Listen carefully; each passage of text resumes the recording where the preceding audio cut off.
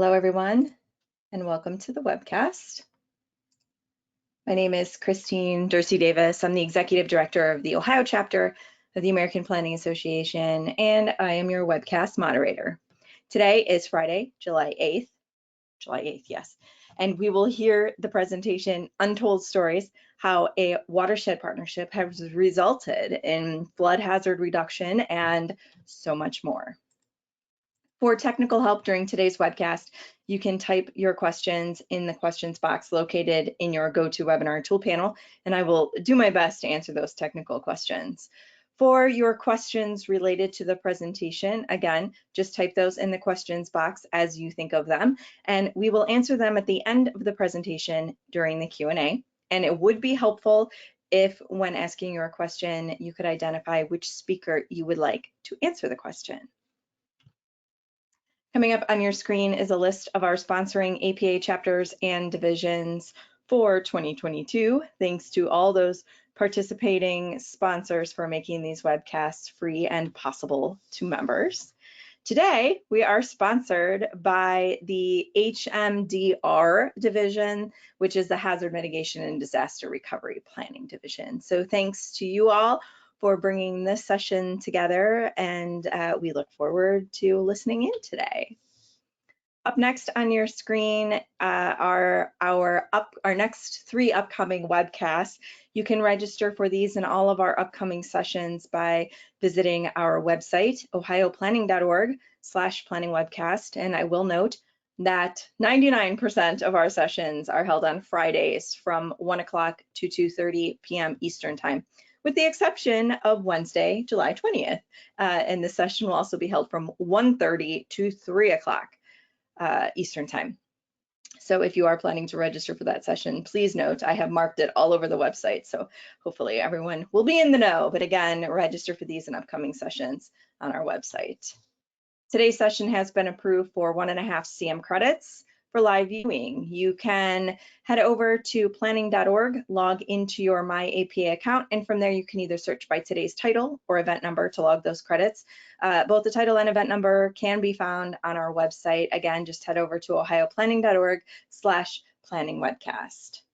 And if you're on social media, be sure to like us on Facebook. That's where I post any important date or time changes, when we have new sessions available for you to register for. And I always try to send a weekly reminder on our upcoming Friday session. We record all of our sessions and we post them onto our YouTube channel. So be sure to head over there and just type in Planning Webcast in the YouTube search bar and we'll pop up along with our well over 400 recordings.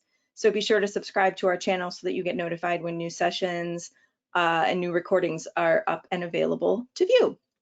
So again, as you think of any questions, please be sure to type them in your questions box, and we'll be sure to get to those during the Q&A.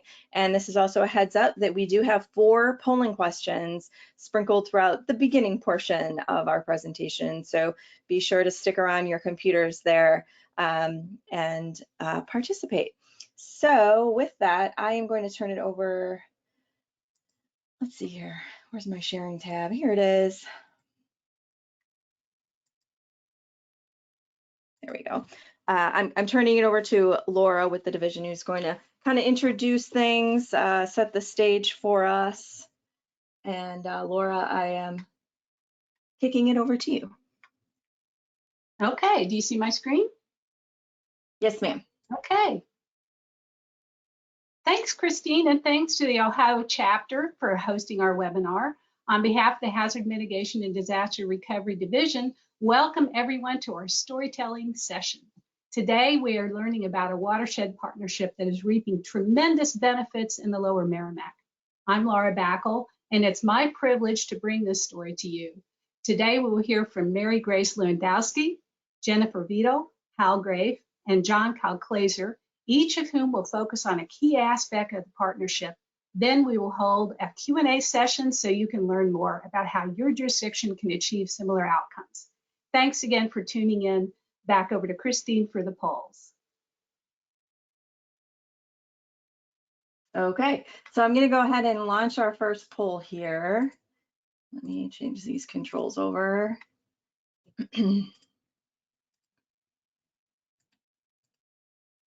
Okay, the first one is just simply, where are you located?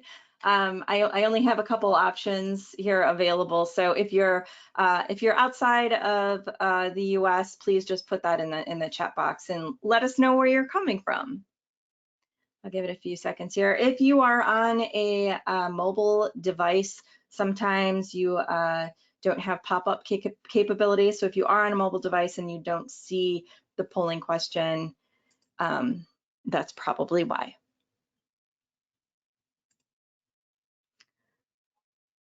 Give it a few more seconds here.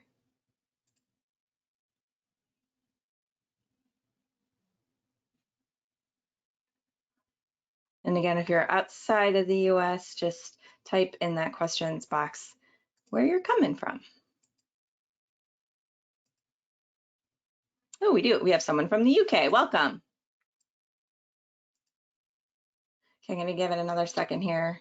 And then I'll close the poll and share the results. And I'm not sure, panelists, I don't think you have access to the poll. I don't think you're allowed to vote, unfortunately. So if you don't see it, don't be alarmed. Okay, I'm going to go ahead and close those results and share.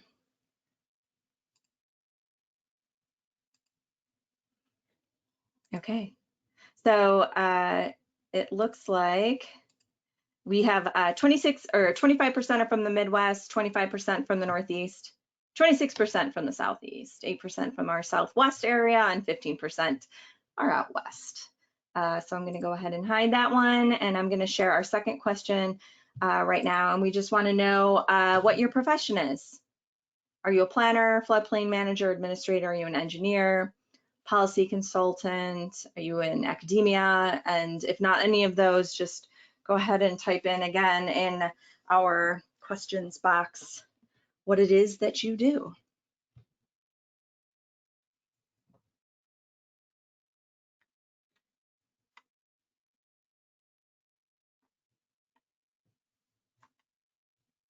Give it another second here.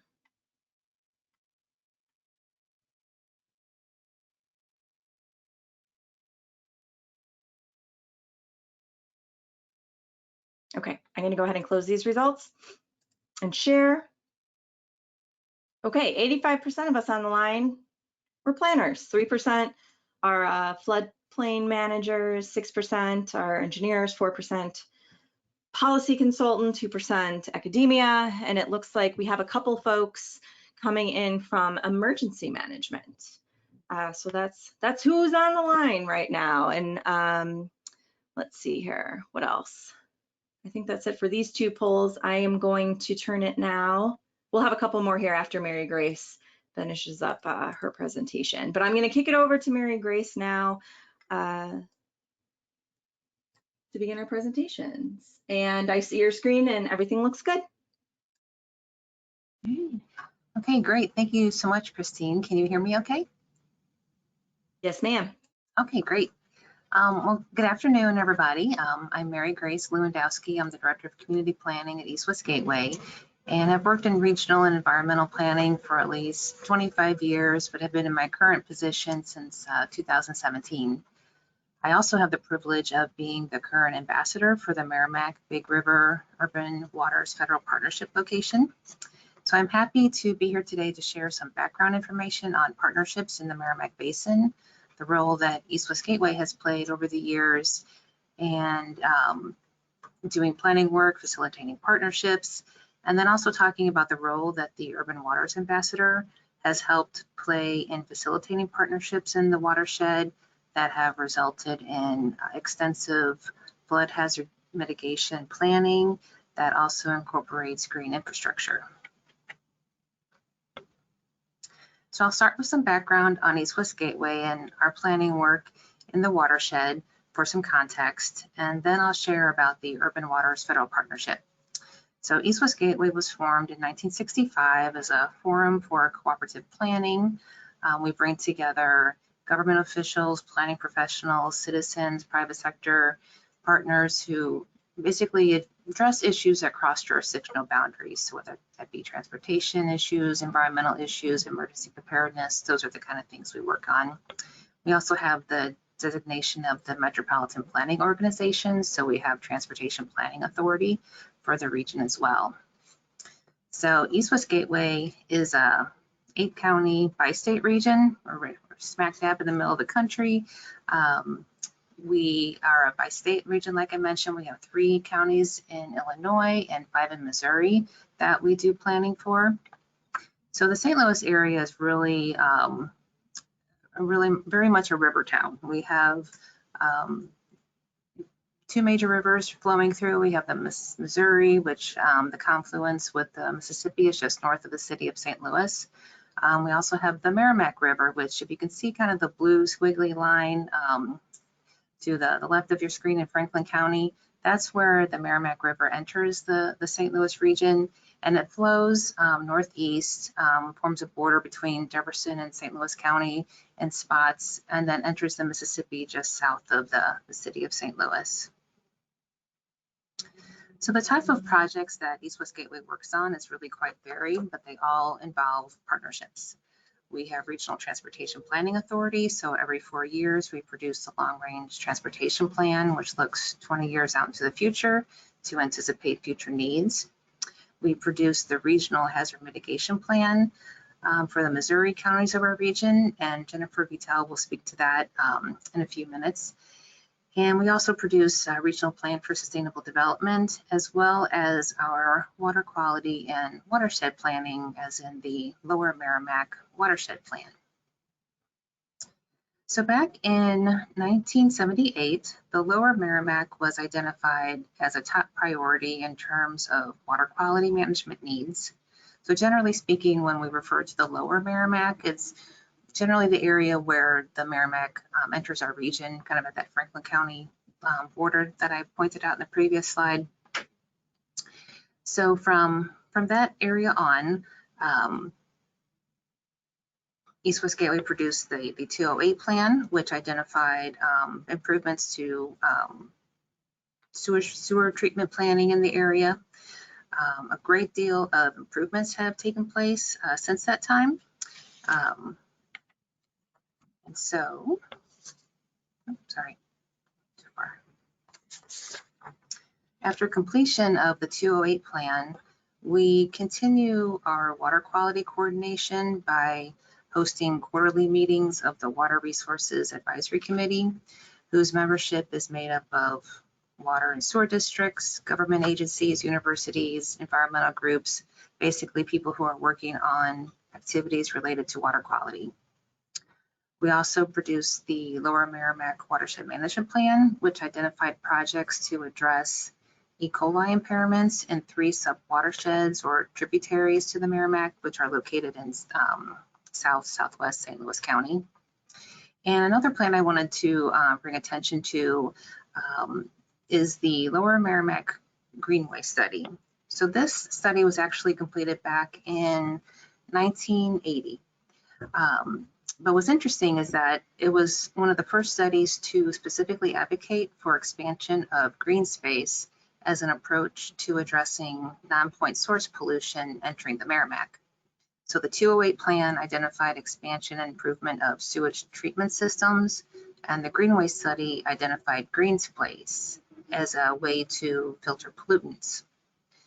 So this study is another example of partnerships that are key to advancing healthy watershed activities in the Merrimack.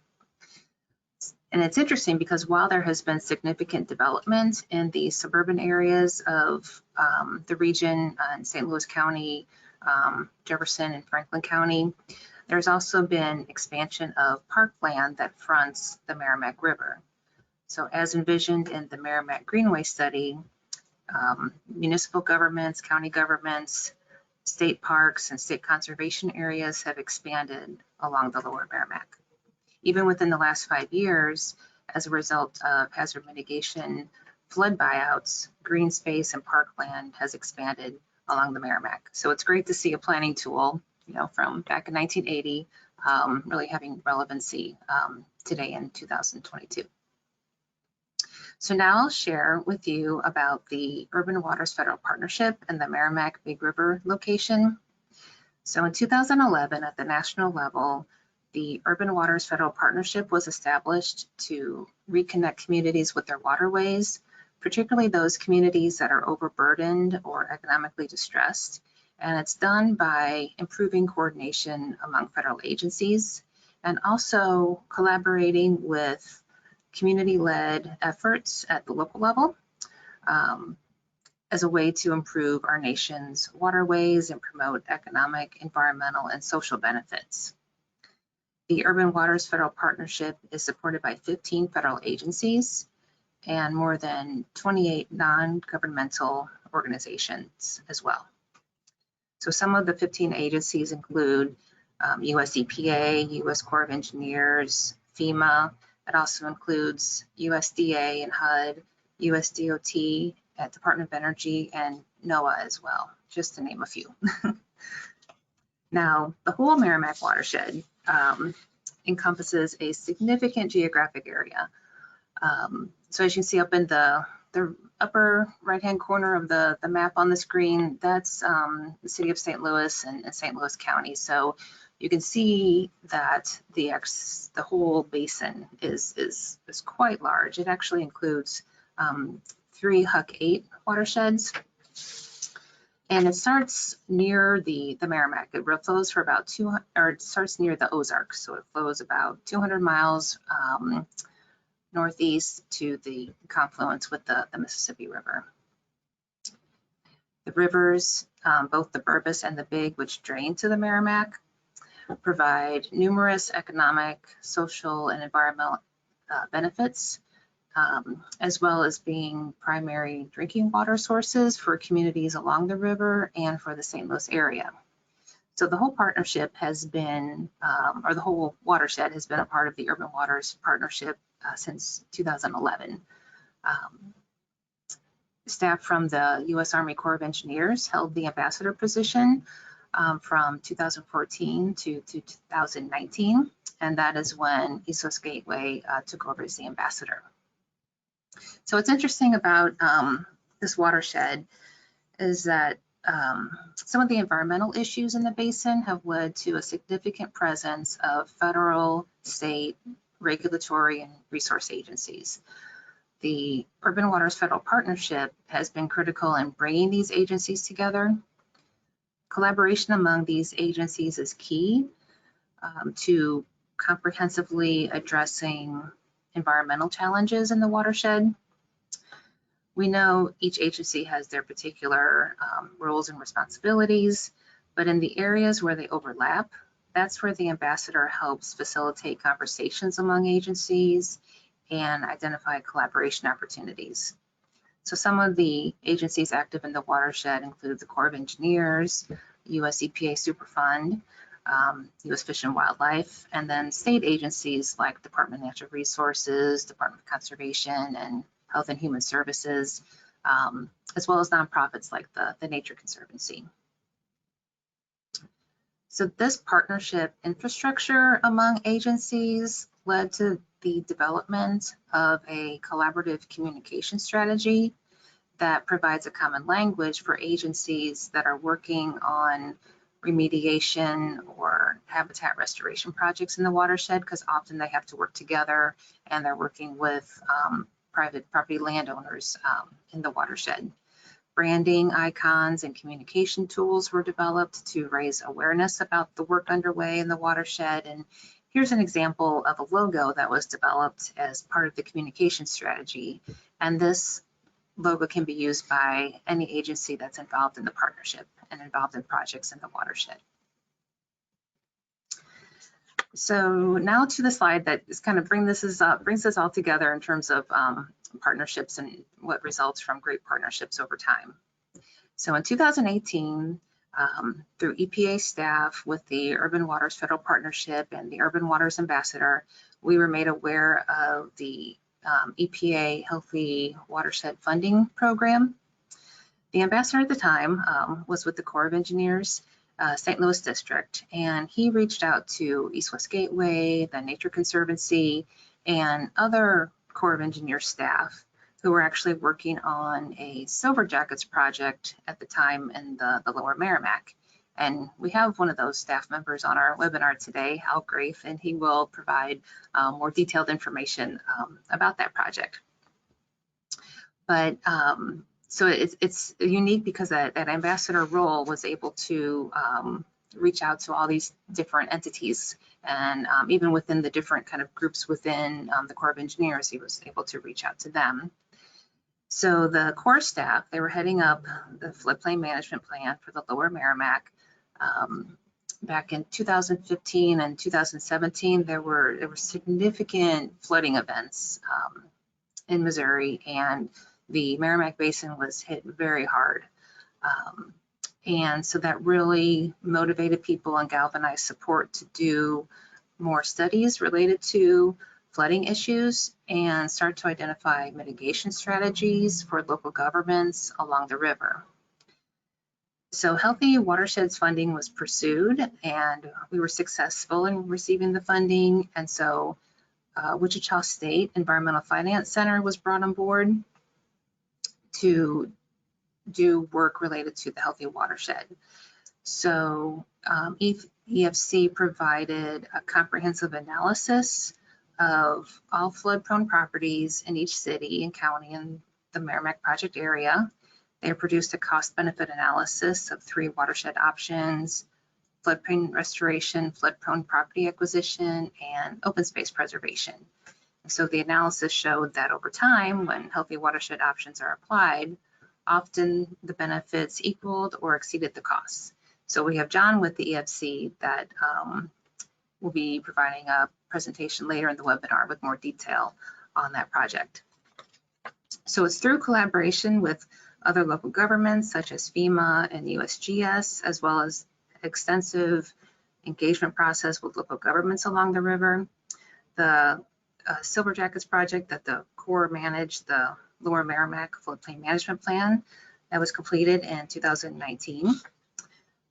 The plan provides tools for local governments and agencies that they can use to enhance flood resilience, reduce loss of life and injury due to floods, and a whole host of tools, including ways to reduce public expenditures on flood damage reduction projects and reduce public expenditures on post-disaster assistance. But the plan, which I feel makes it very unique, it also identifies ways to preserve and enhance natural floodplain function as a way to moderate flooding. It also looks to improve water quality and erosion. So I'm really happy that we have experts in hazard mitigation, the Silver Jackets project, and then the EFC work on the webinar today to go into more detail and provide information that hopefully you could use in your local planning as well. So thank you very much for your time.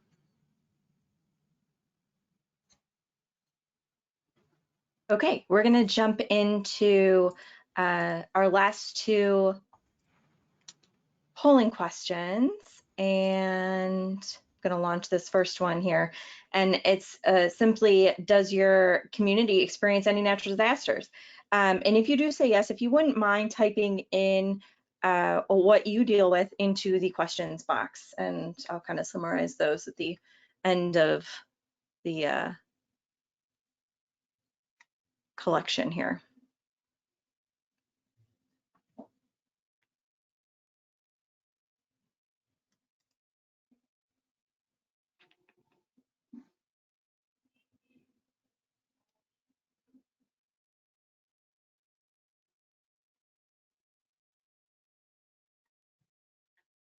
Give it a few more seconds. Speaking of hazards, we here in Ohio, we just had a tornado touchdown in our Cincinnati area, and it did quite a number on a suburb of Cincinnati down there.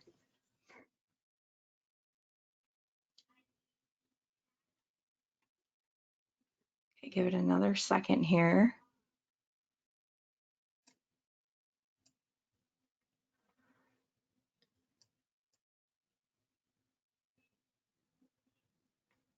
Okay, I'm gonna go ahead and close this poll. We still got a bunch of people responding. I'll give it one more second.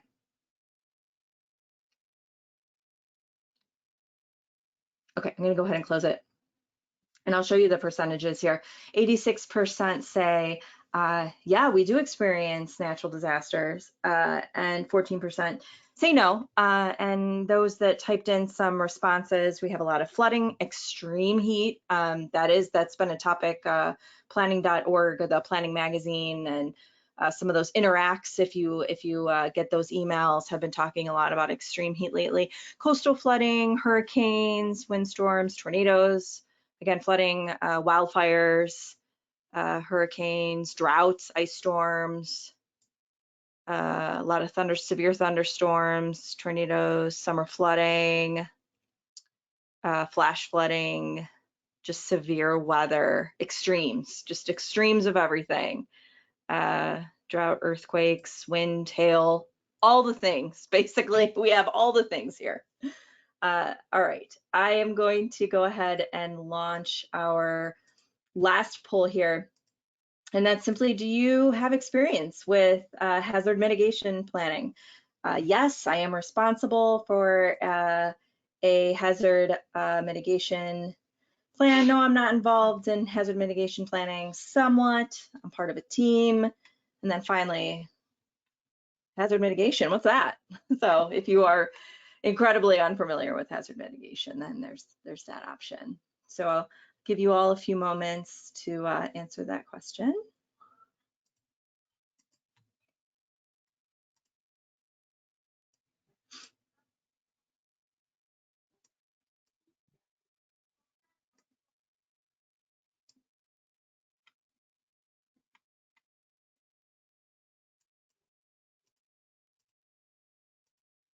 Give another moment here.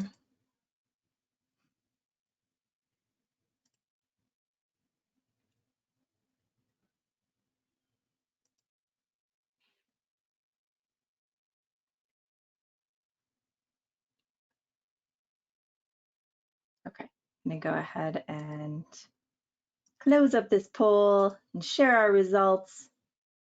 Okay, so 10%, yes, I am responsible for a hazard mitigation plan.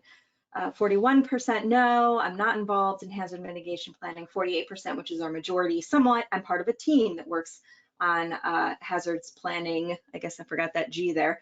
And then 1% of us are new to the concept.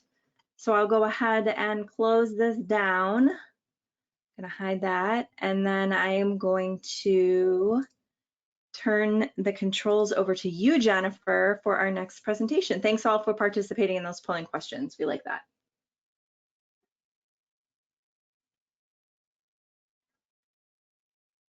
All right, your screen looks great.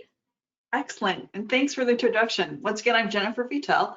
I'm the Environment and Community Planning Manager at East West Gateway Council of Governments, and you already know where that is now because Mary Grace did such a great job of telling you. So I oversee the hazard mitigation portion of the many things we do at East West Gateway. And now you're going to get totally drawn into it. And for that 1%, this is very exciting stuff. So at its very basis, what is hazard mitigation? Well, it's any sustained action that you take to reduce or eliminate a long-term risk to human life and property from hazards. Primarily, we're talking natural hazards, but it can include man-made as well. So hazard mitigation plan is what you do to try to mitigate those natural disasters. You know, and by mitigate, it means you're trying to reduce or eliminate loss of life or property. I actually got asked that a while back. What's mitigation? Actually had to go look it up. So what is a hazard mitigation plan and why would we do one? Well, way back when the Stafford Act was amended by the Disaster Mitigation Act in 2000. And that requires a local government to adopt a hazard mitigation plan in order to be eligible for FEMA mitigation funds. Pretty simple. Now that plan must be updated and approved by FEMA every 5 years. So this isn't a one and done kind of thing. So if your city or school district or jurisdiction did one in 2010, but haven't done one since, probably time to look at that again. Now, and FEMA has a legitimate goal here. They want to reduce paying out natural disaster money, especially when it comes to repetitive losses, which is exactly what it sounds like.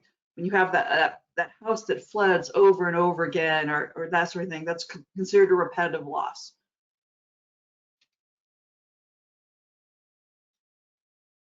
So what do you need?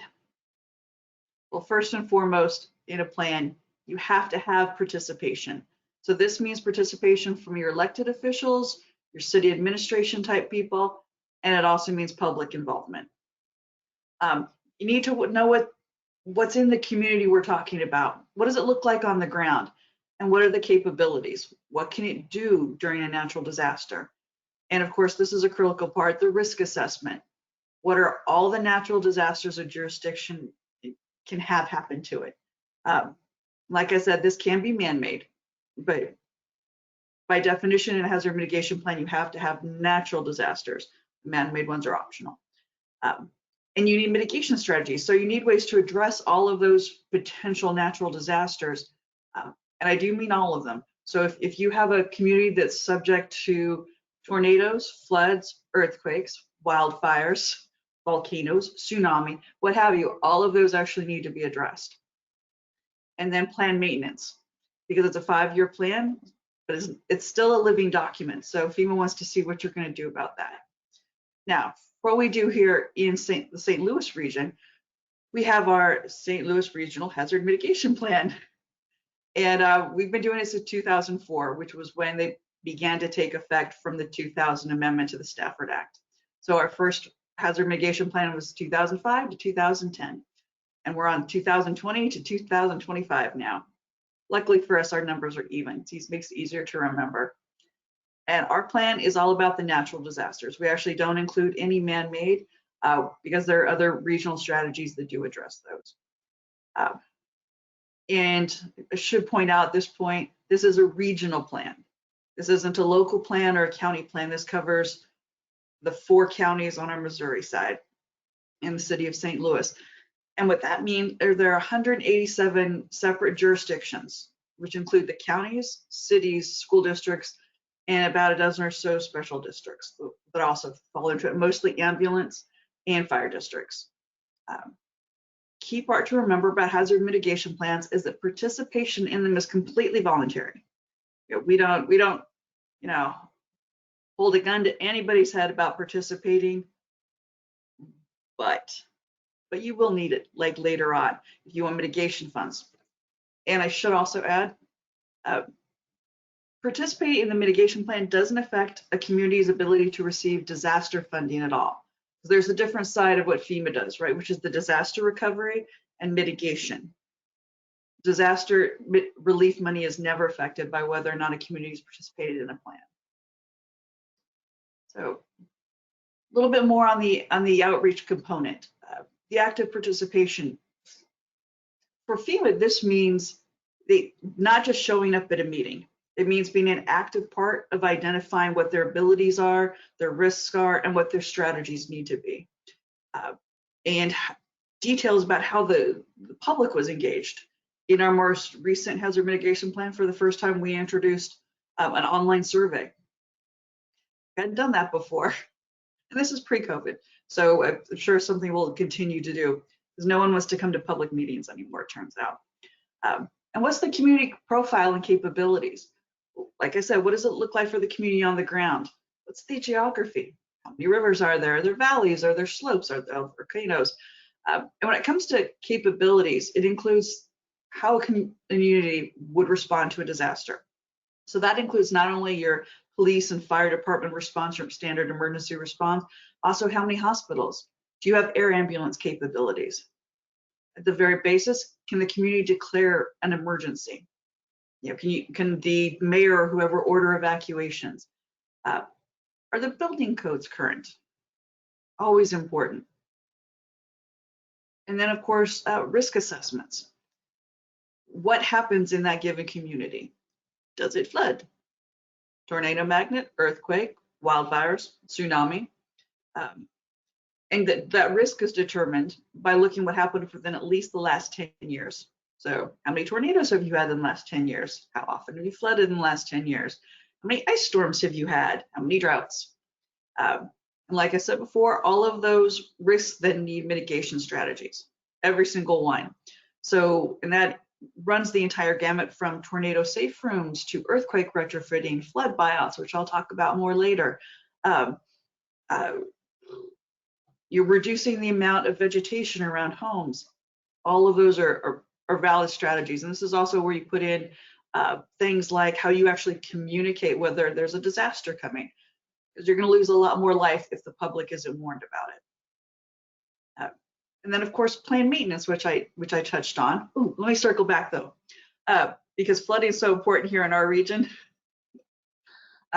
One of the components that's really been emphasized by FEMA is actually the green infrastructure, nature-based solutions, which I'm not going to give it all away, but Hal will touch on too. In letting nature do its actual job, sort of thing, in protecting lives and property, can go a long way to reducing the amount of actual hardscape type things and engineering things that the people need to do, humans need to do. So it's particularly important. But also back onto planned maintenance. So it's a 5-year plan, and it is not perfect. Things will get forgotten, and new things will happen over those 5 years. Say, for example, one city here was all about flood mitigation. They had green infrastructure, they had buyouts, they had dry flood proofing, they went all in. But that was in 2019 when we were writing the plan. 2022, let's say they had a big tornado. Now they care about safe rooms, but it wasn't one of their mitigation strategies. So what happens is they talk to us, we got it, we revise the plan, send it back through the state emergency management agency, which then goes to FEMA, they approve it. So then that community can actually get mitigation funds for safe rooms. So yeah, I've been blathering about hazard mitigation, but what about the partnerships? And Mary Grace actually touched on this as well. The hazard mitigation plan, our hazard mitigation plan, is over 2,000 pages long with appendices. It's big. And as such, our mitigation strategies can't be how-to manuals on what they are. And that includes the green infrastructure, nature-based component. So what we're able to do in the plan is tell people where to look. So if they are interested in those strategies and they want to get more into it, what's feasible in their community, they can look at the Lower Meramec multi-jurisdictional floodplain management plan that the Corps did. And they can also go to other things like the Nature Conservancy has I want to call it a booklet or pamphlet, but it's entirely based on nature-based solutions exactly for FEMA mitigation grants. Kind of perfect, really. And I've been blathering about buyouts a lot, but I'm not sure if everybody knows what I'm talking about, so I'm going to touch on those for just a minute. Buyouts are the gold standard for ensuring no more repetitive losses due to flooding. Absolutely, they're it. Because the land on all the structures on it are purchased and the buildings are demolished and nothing is ever built on that property again. It can be used for parks, soccer fields, trails, but no structures. And so that means most, if not all, property tax revenue is sort of lost from it. And by sort of, I mean for really lost. But it completely eliminates repetitive losses there. Hence it being quite the gold standard. Now you'll see this if you've seen this in your jurisdiction. It can be used for neighborhoods, blocks, less frequently for just one unlucky home. But but that means that neighborhood is then gone. So that's something to consider. So beyond our written resources, one of the things we're working on currently is exploring a pilot project with a not-for-profit in our region that would give assistance to local governments, to cities who are contemplating buyouts. That nonprofit would become the owner or manager of the lands that were part of the buyout for the purpose of developing a park or a trail. So you ask yourself, well, why couldn't the city do that? Yeah, even parks cost money, right? So you've got to maintain them and you've got to keep them from being used for illegal dumping and all of those kind of things. Trash collection, if you're going to have picnic tables there, that sort of thing. So for a city that's a little strapped for cash, they may not want another park to take care of. So this not-for-profit might be able to come in and handle that. Conversely, the city does want to stay involved, but we have other not-for-profits in our region that have a great deal of expertise on enhanced stormwater management techniques and practices. So you can actually use that vacant property to improve water quality by increasing your stormwater detention. You know, there are a lot of different ways, and we're working on that. And now I realize that resources mean different things to different people. And there's no getting past the fact that the best reason to participate in a hazard mitigation plan adopted by resolution, keep in the game as it were, is to make that city or school district or other jurisdiction eligible for hazard mitigation money. And I realize this slide must look very busy, especially if you're seeing it on a mobile device. But you'll have copies available you can download from the website. There are 3 different types of hazard mitigation funding. There's BRIC, which is Building Resilient Infrastructure in Communities. There's flood mitigation, and then there's also the Hazard Mitigation Grant Program. And these programs, it's important to note, don't come directly to the city or school district or whatever your smaller jurisdiction is. The big grant is requested by the state. So there's a state level funding or tribes. And then as a sub-grantee, that's where the cities, state agencies, also tribes, school districts, et cetera, come in. So if you're wondering why you never send an application directly to FEMA, this is why. But so many things are eligible under the entire umbrella of the hazard mitigation program. Whether it's buyouts, property acquisition, you can elevate structures. You can dry flood proofing, I think I mentioned that. There's tsunami vertical evacuation. There's wildfire mitigation. People get hung up on properties, but there's also a hazard response aspect to mitigation because you're trying to reduce the loss to property, but also to life. And emergency response is heavily involved in reducing the loss of life. So things like generators can be covered. Early warning systems, whether it's a tornado siren or earthquake warning system. And the nice thing about the mitigation grants are the cost share portion is fairly decent. If you're more familiar with water quality, like 319 grants, which is a 60-40 match, the hazard programs or the mitigation programs are virtually all 75-25. For BRIC, if it's an economically disadvantaged rural community, that's actually 90-10. And under the flood mitigation program, if it is a repetitive loss program, that's also 90-10. Or if it's severe repetitive loss, which is a lot, that's a house that's flooded over and over again, that's actually 100%. FEMA just wants it gone or fixed. So a little bit more about actually the funding sources.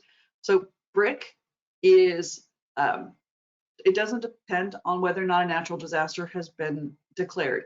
And it's an annual, continually rotating sort of thing. It is competitive, highly competitive actually. If you're wondering why I haven't said pre-disaster mitigation, it's because BRIC is what's become of that program. The focus is kind of in the name, it's on infrastructure, and up-to-date building codes are critical. It doesn't say they're anywhere in the application materials that you must have, but it's actually, codes are actually in 2 different parts of the judging, so we're 2 different piles of points. And it's virtually impossible to get a BRIC grant without having current building codes. Now, flood mitigation, very similar to BRIC in that it doesn't require disaster declaration, so it's annual. But it's in the name, it's all about flooding. It's about the water. Also competitive, and one caveat to this is for, say, you wanted to do buyouts or elevate a structure, dry flood proof it. Those properties must be currently insured under NFIP, the National Flood Insurance Program. Now, the hazard mitigation grant programs, the odd man out here, this does require a federal disaster declaration. Nice part is then it's non-competitive because the bad stuff's already happened. No one's competing against you if you've had the flood in your community or an earthquake. Also means the approval process tends to be faster. And one thing a lot of people don't know is if you've already applied for funding through a different program, whether it's FMA or BRIC, and that disaster actually strikes your community, those earlier grant attempts or applications can actually just be fast-tracked. It's it's bad that there was a natural disaster, but it's a small benefit. And that does it for me. Thank you very much. My contact information's at the bottom there. And so I'm actually going to turn it over to Hal, assuming I can actually stop sharing my screen.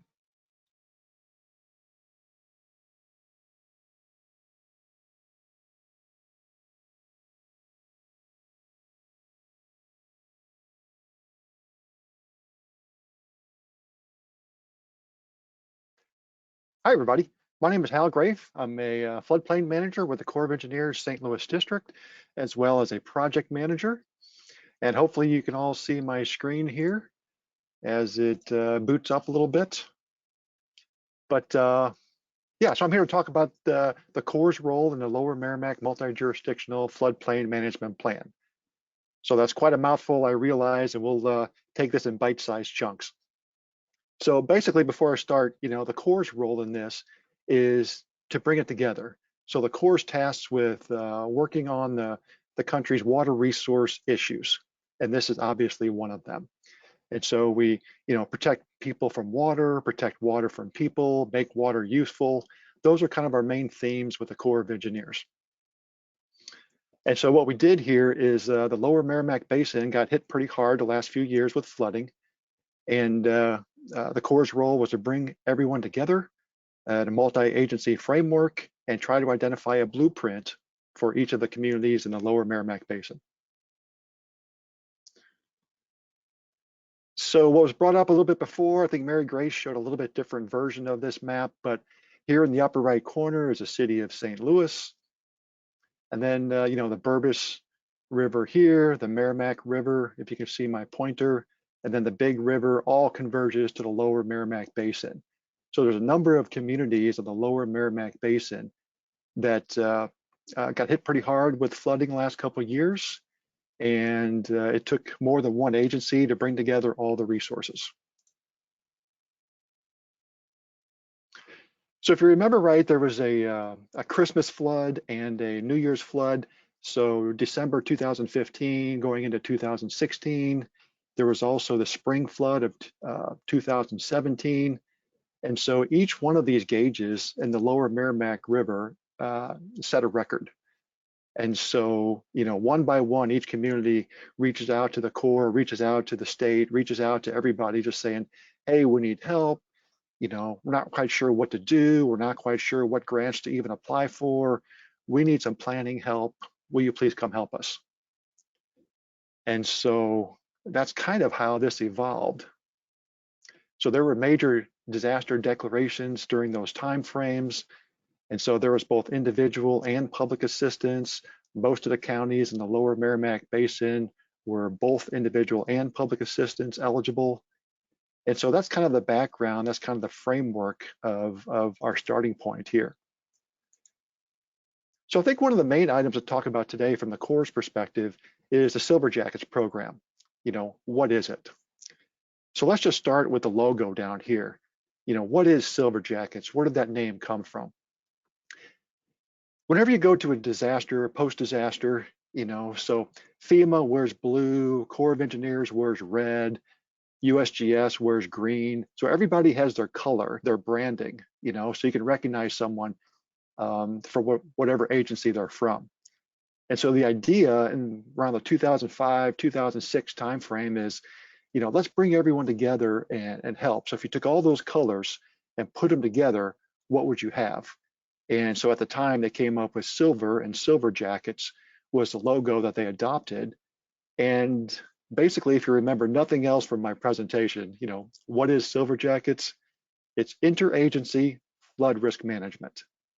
So it's kind of a recognition that no one agency is able to solve all the answers. They don't have all solutions. It takes more than one agency. It takes federal agencies, state agencies, county, local communities, NGOs, non-governmental organizations like TNC, East-West Gateway. It takes a lot of organizations brought together to solve a flood risk management problem. And if you look at the logo down here, you know, the tagline is many partners, one team. And so that's how the Lower Meramec Floodplain Management Plan kind of came together. So one by one, each community was reaching out, hey, can you help us? And so the thought process at the time was, well, let's not just think about the city of Eureka or the city of Fenton or the city of Valley Park. Let's think regionally. Let's go bigger. You know, what can we do to support the Lower Meramec Basin as a region? You know, does each community, do you know what the community is doing upstream and downstream? If you do something as a community, how does it affect your neighbors? And so that's when we started thinking about the Lower Meramec more as in a regional approach. And the Silver Jackets program is state-led. And so the Corps is not just going to come in here and do something, you know, just on a whim, so to speak. You know, this is a state-led. So we very much reached out to the state of Missouri. It's like, hey, here's how we can help. Here's how we think, you know, you might benefit from this project. What do you think? And then the state of Missouri definitely said, yes, we definitely support this project. And we put in a proposal, it was selected, and away we go. So just to recap this slide, so Silver Jackets, interagency flood risk management, it is state-led. The intent is shared knowledge to bring all the resources together and to leverage those resources to have a better planning product for each community.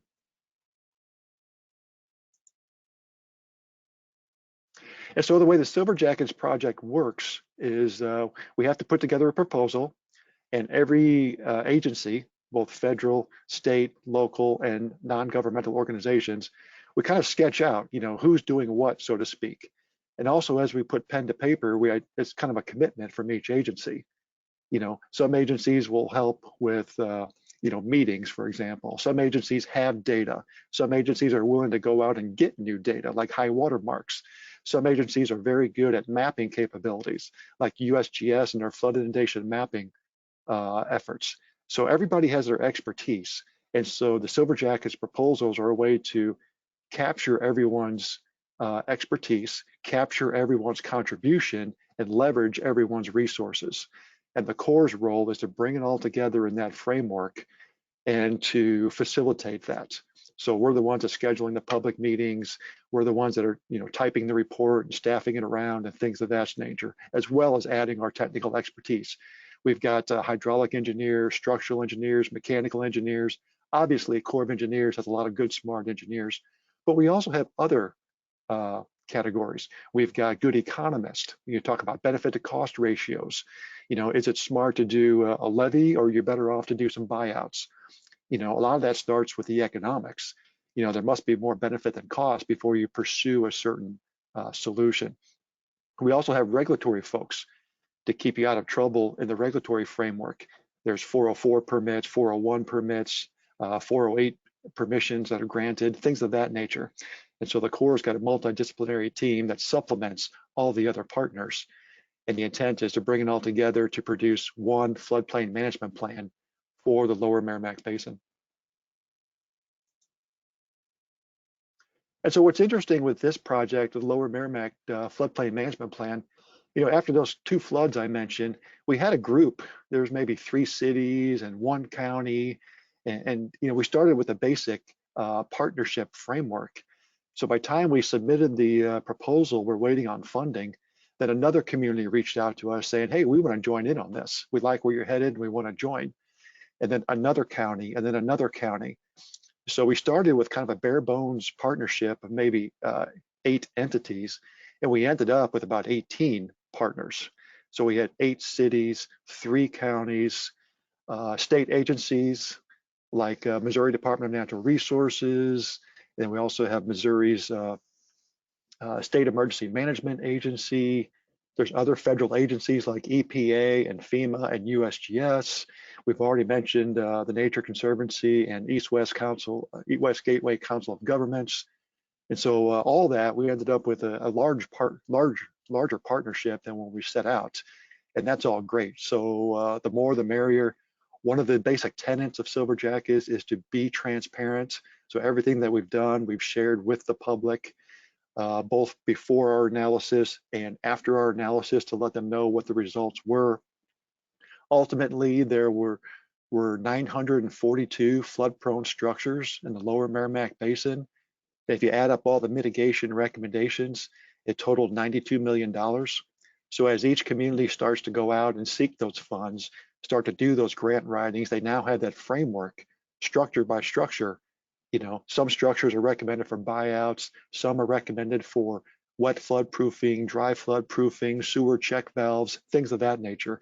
So we went on a structure by structure basis, not boots on the ground of each structure, but we did boots on the ground with a representative sample and then applied them to the broader pool of flood-prone structures. So now at least each of those communities have a better understanding and a documentation point from which to apply for those sources of funding. And this slide here, I can't go through it all, it's just a little bit too much, but I'll just kind of hit the highlights here. This was presented at the 2021 Missouri Floodplain and Stormwater Managers Association meeting last fall. It kind of gives a snapshot of the Lower Merrimack Basin. And so, there's a lot of public engagements after a natural disaster such as flooding. And so we'll go out to each community and say, here's what happened, here's how some of the planning assistance we might be able to lend in the near future, some of the mapping and things, those kind of tools that were available. So a lot of outreach and risk communication and awareness. You'd be amazed that I still talk to many people that, do you know you live behind a levee? Do you know you live near a major body of water? Those basic questions. And like most communities, people move in and out and come and go, and some are renters, some are homeowners, things of that nature. So there's an ongoing risk communication and awareness effort. The technical assistance piece. And so the Corps of Engineers has several authorities that we work with. There's floodplain management services that gives us the ability to help one particular county or one particular city. So if there really is no interagency twist, so to speak, we're still able to help them through our floodplain management services authority. And we've done that in many different ways. So the city of Arnold is one example where we've done a detailed floodplain analysis. So structure by structure, what are the recommendations, buyout versus check valves versus something else. It was mentioned earlier by Jennifer as far as green space and so forth, buyouts. The city of Arnold, Missouri is an excellent example. They're right at the confluence of the Merrimack and the Mississippi River. They are a flood-prone area just in general, but they've been very, very successful over decades. After each flood event and as funding becomes available, they buy out a little bit more and a little bit more, and they now have a pretty substantial city park. So the city park is not going to, there's no risk to loss of life and things of that nature. They just keep expanding the city park with those buyouts as they raise each building. And that's a win-win for the community. They've also been very successful if you buy somebody out, those folks are kept in the community. It's always everyone's, each city's concern that people just take the money, go to some other community, and you've lost that tax base. They're away from family and friends and things of that nature.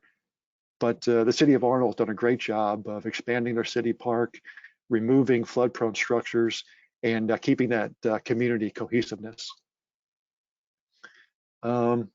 This picture here is just an example of some of the nuances, some of the difficult challenges that some communities face, like mobile home parks. You talk about buyouts, the incentive to the owner of the park is much different than the incentive to the renter who lives there, and so there's very subtle differences, but you just don't want to buy out the whole park and say renters, you're on your own. That doesn't serve the community well. So we've offered assistance to go through that process and to mitigate those risks and to help people find suitable, less flood-prone areas that they can live at and stay within the community. Some of the tools down here in the lower left is really just a snapshot of some of the products that the Corps has done along with our partners. So in 2017, the Corps partnered with USGS to develop flood inundation maps of the lower 50 miles of the Merrimack Basin. So now community officials or members of the public can just zone in and do the what if game. If the water gets this high, which roads get wet, when do I have to evacuate, and go through all that planning type stuff before an emergency to aid in that planning process for the communities. The TNC did a Lower Meramec floodplain prioritization tool. EFC, Environmental Finance Center, you'll hear about that in a minute.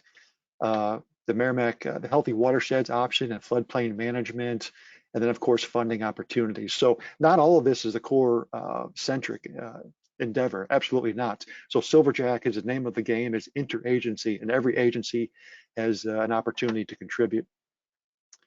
So all the work we've done in the past to the floodplain management plan, we're now looking towards the future, which is doing feasibility studies. So some of the communities want to move ahead with a structural solution. Some communities want to move ahead with a non-structural, like buyout solution. All the communities are looking for those nature-based solutions that were mentioned previously. So one by one, each city is moving off in their own direction and trying to implement the recommendations made in the floodplain management plan. And then just to be transparent with everyone, so the fruits of our labor are on the Corps of Engineers website. So this report is publicly available. So we have the final report of the floodplain management plan, but we also have several appendices. One is geared towards funding. One is geared toward an inventory of those 942 flood-prone structures.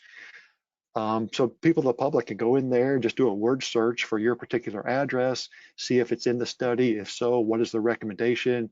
What is the recommended fix? What is the recommended cost to mitigate? Things of that nature. So there's a lot of good stuff, and it's all publicly available. And what's highlighted here in red, of course, we have links to our partner agencies.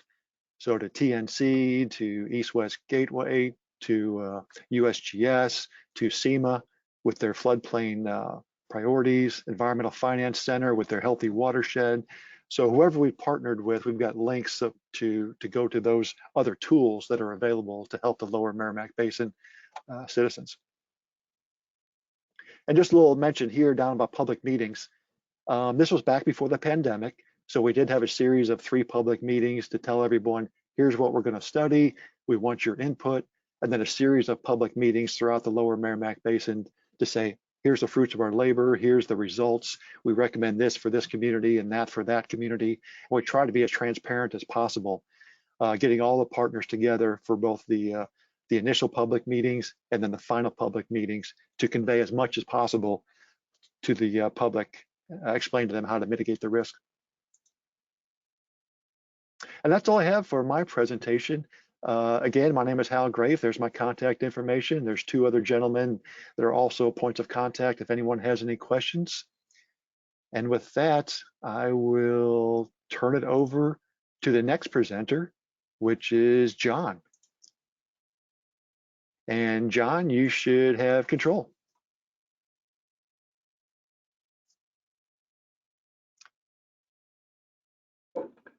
There we go. Thank you very much, Hal.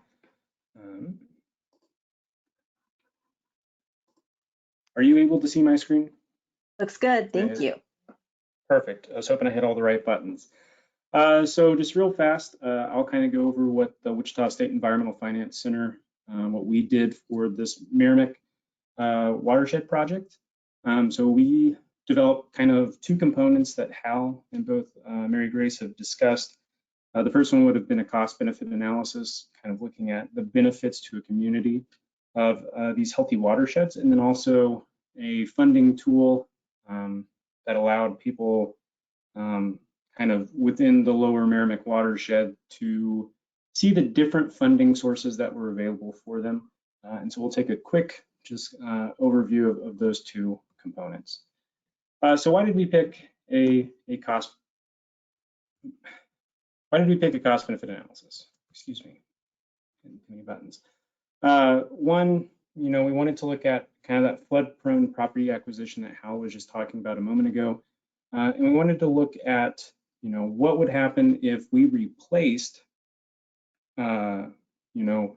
these flood-prone properties with floodplain restoration and then open space preservation. You know, talking about Arnold with their kind of large park, and whenever we kind of get into the numbers, we'll see that Arnold was, you know, very high on our cost-benefit analysis. You can find all of the calculations that we're about to look at. We're not going to go through all of them just because it's quite a bit of information, but we'll kind of do just kind of a really quick overview of it. So we calculated these benefits annually and then per acre of floodplain restored, and it's over a 20-year period. All of our analysis was performed at a community level. So we got that information for flood-prone properties from USACE, and we really didn't differentiate between what we would do with the properties. We said that we would just buy them all back and then restore them, and then at a community level, what would those benefits look like? So, you know, nobody can go through and flip through our analysis and say that these properties were better for, you know, acquisition compared to others. You know, we looked at it as a whole of the community. So the costs that we were looking at were obviously the acquisition of the property itself, and then that loss of, you know, property tax base over the next 20 years, as well as those demolition costs, and then whatever it took to restore those properties back to either a floodplain or develop them into a park. And so with park, we looked at unpaved walking trail installation, as well as maintenance for, you know, about 1 acre of well-developed park plus trails. You know, the benefits are over there on the side. We go into more detail of that within our report and kind of how each one of these benefits is quantified. I think that's what's kind of hard about this cost benefit analysis is, you know, these are benefits that are enjoyed by the entire community. It's not something that you can invest in and then somebody's going to cut you a check and send it to you. And also, while we're kind of talking about looking at the benefits to a community of, you know, buying back these properties, losing that tax base, and then also demolishing the property, and including that restoration component, just remember that these benefits that we're talking about in terms of floodplain and open space preservation, those are currently existing for properties that are still in floodplain. So we also think that it's important to note when looking at this information of noting that there are benefits to protecting your floodplain for your communities.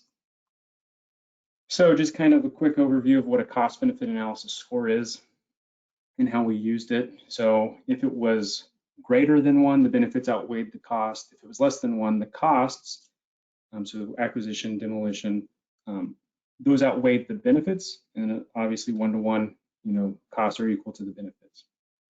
The higher the cost benefit analysis score, the better investment. So we looked at acquisition. You know, this was kind of the step 1. What would it look like for these communities, you know, in terms of just buying these properties, you know, looking at their historic, that was kind of one of the only costs that we were able to use outside of adding benefit, or the only benefit we were able to look at outside of, you know, restoration itself. So acquisition, you know, the cost savings were in, you know, we were no longer having to, you know, pay as large amount into insurance, and we were no longer having to pay, you know, to restore these properties. And so in Arnold, you know, we had those historical costs, but as Hal noted, Arnold's done a really good job. So that historical cost maybe wasn't the best measure to use, because over time they've been able to buy back those properties and restore them. So what we found is kind of off of acquisition alone, like there weren't a lot of good benefits. So acquisition had to be paired with these other community enhancing efforts, so that those benefits would start to outweigh the costs. So we did the acquisition plus floodplain restoration, and what we found was that over that 30-year, if we're, you know, kind of making assumptions here that floodplain restoration costs were $30,000 an acre, you know, that really depends on what community you're looking at. It could be higher or lower. We really wanted to ask around as much as possible. what floodplain restoration costs would look like, and there were a lot of depends. And so we kind of settled on that $30,000 an acre number, which is what kind of came up the most. So, you know, just using that 3% discount rate in the Sunset Hills example. So if they were to invest $1 million in both buying back the properties and then restoring it, they would potentially see up to $4.78 million in benefits over the next 20 years. And so some of those benefits were flood hazard reduction, reduced insurance costs, erosion control, you know, that increase in recreation, and also biodiversity. We also wanted to look at green space. And so there were a few communities within this that had less than 25 acres within that 100-year floodplain that were flood prone.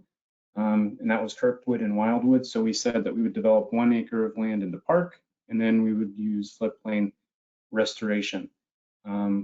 We did unpaved walking trail of 417 linear foot per acre. That's enough to walk across it once and then back again if it was a loop trail, as well as that 20-year maintenance. For the cities that were above that, they were between 112 acres and 411 acres.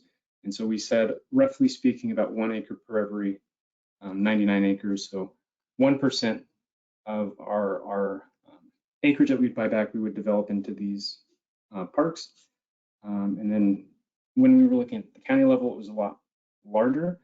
Unfortunately, we were not able to, in this analysis, differentiate between properties that, you know, maybe they had one structure that was in the floodplain, but it was a very large property, so that it wouldn't all be eligible for floodplain restoration and it might not be necessary.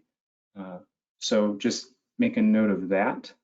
And then again, the same for the walking trails and then the maintenance.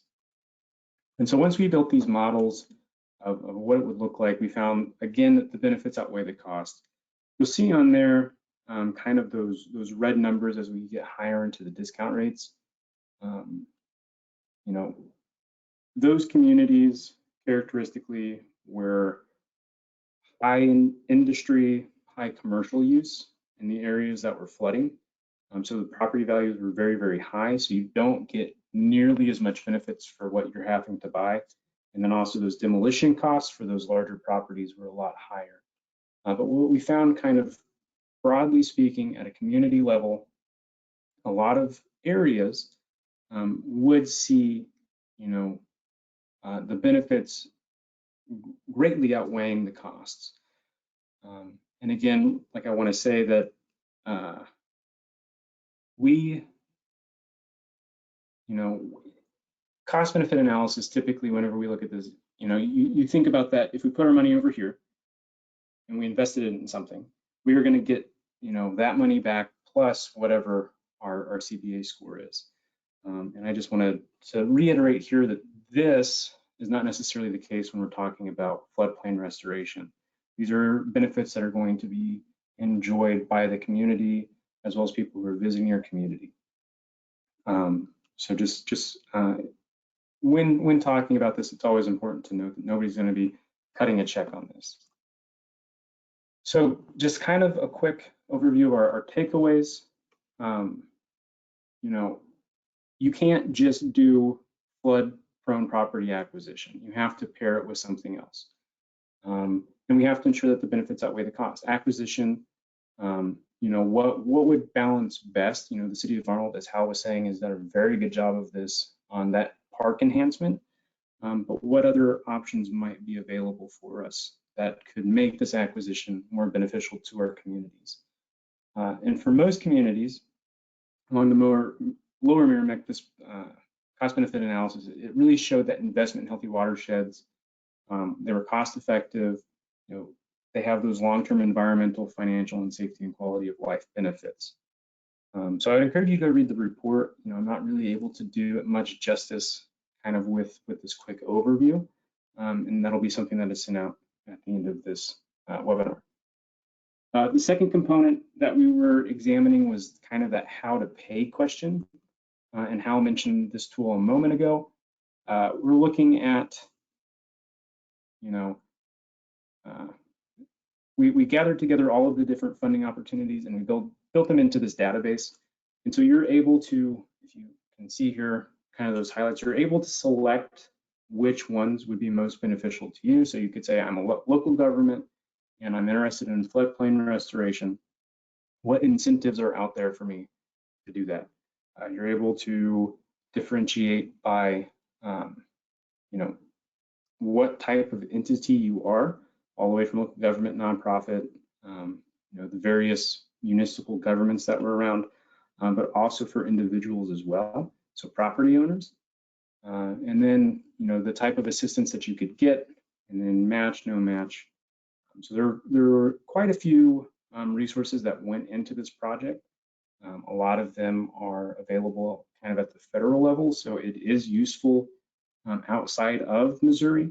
But there are a lot of state-specific resources that we included in this that wouldn't be applicable for those of you who are attending from other parts of the country. And as you can see at the bottom, this is available at wichita.edu/MO watershed funding. And there's that again, and that'll come out with this PowerPoint at the end of this webinar. And again, I just wanted to make sure that it was noted that this was paid for and sponsored through a grant. But we did do our best to make sure that all of our reports were error-free. Spent a lot of time on this project. Yeah, and so my contact information will go out at the end. My boss is Tanya Braun-Louis. She was kind of the overseer of this project. Whenever I actually started on this project, I was brought in as a graduate research assistant. And if you would have told me that 4 years later, I would still be, talking about Merrimack, I don't think that I would have believed you at the time. So yeah, and just a little bit about us real fast. I know that I didn't have that slide in there. I know that I've gone through, but we're the Environmental Finance Center at Wichita State University. There's one in each EPA region. So we serve EPA Region 7, which is Kansas, Nebraska, Iowa, and Missouri. So thank you all. Okay, great. Well, we do have a little bit of time for some Q&A. So if everyone wants to turn their webcams back on, we can kind of dive right in. This first question is for you, Jennifer. Does the regional mitigation plan replace the need for a local or county mitigation plan? It does. Regional plans actually supersede, but that is assuming that the local jurisdiction has, 1, participated in the plan, and 2, adopted it by resolution. Okay, thank you. Question for Hal. Is there any other state that has the Silver Jacket program? Yes, good point. All of them do. So all 50 states have a Silver Jackets program. So for Ohio, it's run out of the Huntington district. And if you Google, Silver Jackets, Ohio, flood, anything along those lines, it'll take you right there. And I can follow up afterwards if needed. But yes, so the U.S. territories, even such as Guam and Puerto Rico, Virgin Islands, as well as the states. So there's something for everybody, regardless of where you live. Okay, thank you. I'm going through the quick questions, I think, first here. For you, John, what does the discount rate stand for? Okay, so the discount rate, so we're going to say over time our money is becoming less valuable, kind of as inflation goes up. And so at 1%, we're assuming that there's kind of that 1% inflation. So everything is going to get more expensive by 1% every single year. So when we're looking at that 10% discount rate, we're saying that in 10 years, our initial investment's kind of going to be swallowed up by inflation and then kind of working our way down from there. Okay. Hopefully that made sense. That'll do. Next question. This one's for Jennifer. Has anyone in your region gotten funding for a mitigation project using green infrastructure? And if so, could you talk a little bit about the project? First, let me add an amendment to my last answer, Please. which was regional, yes, unless you are a community rating system or rating system community, our CRS community, the participation requirements for CRS, which is used to reduce the amount your residents pay for flood insurance, are much more stringent than those found for mitigation planning. So in that case, you would need to have your own. For everybody else, the regional plan, as long as you participated and adopted it, covers you. In terms of green infrastructure in our region, that answer is actually a disappointing no. And that's not an unwillingness on FEMA's part. That actually has to do, and I didn't touch on this in my presentation, but because this is pass-through money, you're the sub-grantee as the city or school district, it depends on what your state prioritizes. And if your state doesn't prioritize green infrastructure and nature-based solutions, those grant applications will not rise to the top. So here in Missouri, we're still working on getting those to be a little bit more accepted and funding something other than buyouts. Okay. Mary Grace, this one's for you. In what way did Urban Water's federal partnership help with funding?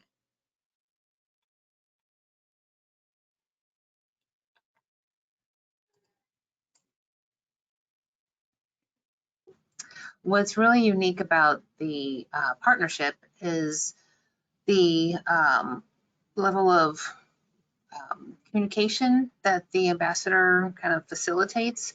So, and then even within the federal agencies, there's just a lot more communication that kind of comes through. So, if you don't happen to catch, I don't know, an email or an announcement about a funding source, you may be out of luck. But if you're part of the Urban Waters Federal Partnership or with a location, there's just more communication about funding opportunities that are available at the national level. So in the case with the Healthy Watershed grant, we had somebody in that position to kind of actively kind of work that and look for partnerships in the basin to make that happen. It's kind of like part of their job. Whereas if we didn't have somebody in that ambassador position, everybody gets kind of used to kind of like what they have to work on and what's within their little kind of silo. But with the ambassador, they're able to kind of break out and, talk with other agencies when maybe they just wouldn't be within a role that a regular staff member in an agency would have. This question is for anyone who wants to take a stab at it first. The question is, do you all have any relationship with DOTs and municipalities re their paving and parking policies? And the question goes on regarding the amount of roadway miles that are in Kentucky alone, and just the billions of parking spaces, and paving for transportation is a major cause of flooding in many American watersheds, causing heavier and more sudden floods, etc. So again, are there relationship with either DOTs or municipalities regarding paving and parking policies as it relates to flooding? Mm-hmm. Maybe I'll take this one if anybody else has anything to jump in on, and I'll address it from the DOT perspective. Around the same time, and how you may be familiar with this project too, around the same time, the Corps was working on the Lower Meramec Floodplain Management Plan. There was another Silver Jackets funding that came to the state, and the Missouri Department of Transportation was very involved with that project as well, because they obviously were very impacted as well by flooding. A number of their roads and highways were inundated with the flood. Two in particular through the St. Louis area, Interstate 44 was underwater, and Interstate 55 bridge over the Merrimack River was flooded. So major roadway corridors were significantly impacted by roadway flooding. So the DOT did more analysis to identify how to respond. One of the approaches they're taking, which is actually another Silver Jackets project, is looking at low water crossings, because those are probably some of the first roadways to flood in some cases, and just trying to figure out how to better construct those, not only for health and protection for people, but also how to construct them to improve fish passage under those as well. So those are a couple things that come to mind. Yeah, and this is Hal. If I could piggyback off of that, that's a great comment.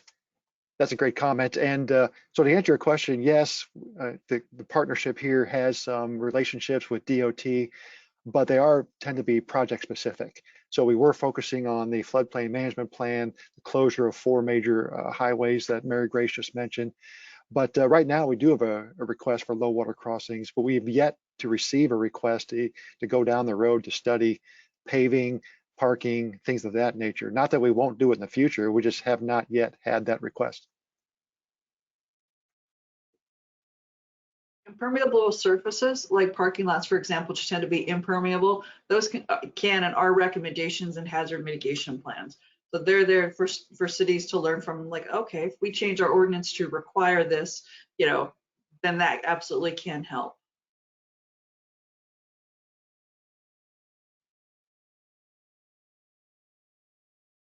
Okay. Just thinking of it, I just got a notification that there's a sinkhole around the corner from me, and that just made me think of what we're just talking about. I literally just got notified. I think we have time for one more question. And this one, I think it's for Jennifer.